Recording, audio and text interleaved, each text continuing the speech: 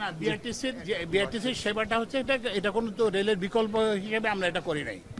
আমরা এটা করছি যে মানুষ যে আসবে, স্টেশনে আসবে, এসে দেখবে যে উনি যেতে পারছেন না, ব্যাগ ট্যাগ নিয়ে আসবেন, তাদের যাতে এই অসুবিধাটা না হয় সেজন্যই আমরা এই ব্যবস্থা করছি। এবং এইটা সুবিধা করার জন্য আমরা এমনও বলেছি যে ট্রেনের টিকিট দিয়ে ওখানে যাওয়া যাবে, মানে বিআরটিসির আলাদা টিকিট করতে হবে না।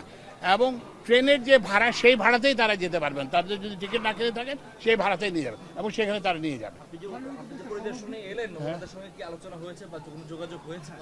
না না, ওই যে না, আমি তো এখানে আসছি মেইনলি, আমাদের তো মেইন এটা হচ্ছে যাত্রীদের কি অবস্থা।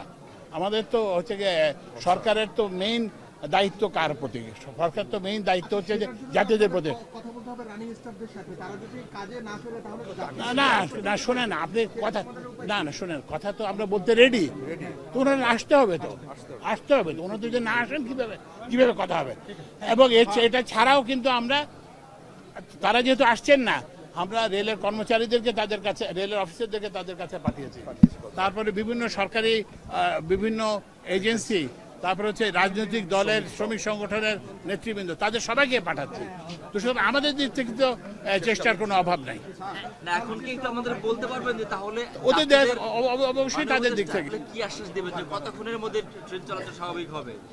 এটা তো আমরা বললাম যে এটা আমরা আলোচনা চলতেছে, আমরা আশাবাদী যে এটা শীঘ্রই শুরু হবে। আপনারাও এই যাত্রীদের দুর্ভোগের কথা করছেন এবং অনেকেই ধরেন যার ট্রেন 12টায়, সেও এখন বসে আছে আশায় যে 12টা ট্রেন ছাড়বে। না না, 12টা ট্রেন তো ছাড়বে তো এখন তো বলতে পারি না, কারণ এটা আলোচনা চলতেছে। এরপরে এই জন্য আমরা বিআরটিসি রাখছি, রিফান্ডের ব্যবস্থা রাখা, পুরো রিফান্ড। আমি অনলাইনে টিকিট কাটছিলাম 24 তারিখে, হ্যাঁ, তো 12টা টিকিট কাটছি, এখন বলতেছে, তারা বলতেছে আপনাদের অর্ধেক এখন আমরা মানে টিকিটের মূল্য দিব। কেন অর্ধেক কে দেবে? কেন পুরো পূর্ণ মূল্য? না না, পূর্ণ মূল্য দেওয়া হবে, পূর্ণ মূল্য। না আপনি আসেন, আমি যাচ্ছি, চলেন, পূর্ণ মূল্য দেওয়া হবে। আমাকে অনলাইনে অনলাইনে হ্যাঁ, আমাকে চাচ্ছে না, পূর্ণ মূল্য দেওয়া হবে। দুইবার গিয়েছি, বলতেছে আমরা যাচ্ছি, আমি যাচ্ছি, চলেন। আশ্বাসটা কি দিবেন স্যার? আচ্ছা চলেন, 100% রিফান্ড হবে, 100%। আমি শ্রমিক কল্যাণ ফেডারেশনের সাধারণ সম্পাদক আতিকুর রহমান। আমরা গিয়েছিলাম কথা বলা শ্রমিকদের সাথে, এবং তারা নিজেরাও আসলে দুঃখ প্রকাশ, যে আসলে এভাবে তারা সবাই কষ্ট দিচ্ছেন।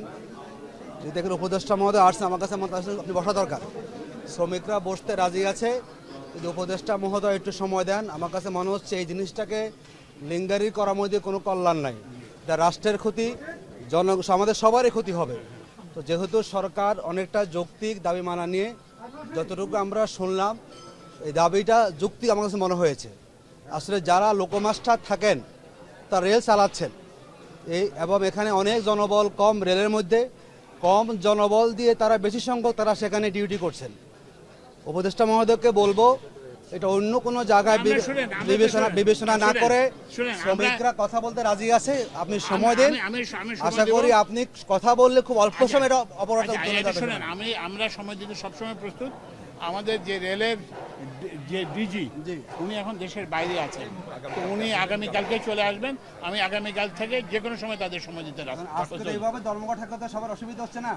না, আমি আজকেও আলোচনা করতে প্রস্তুত। আপনি বসেন, আমরা যে কোনো সময় আমরা আলোচনা রাজি। আশা করি ডাকলে সমাধান হয়ে যাবে। আমরা যে কোনো সময় আলোচনা করতে রাজি, আমরা যে কোনো মুহূর্তে আলোচনা করতে রাজি। ঠিক আছে?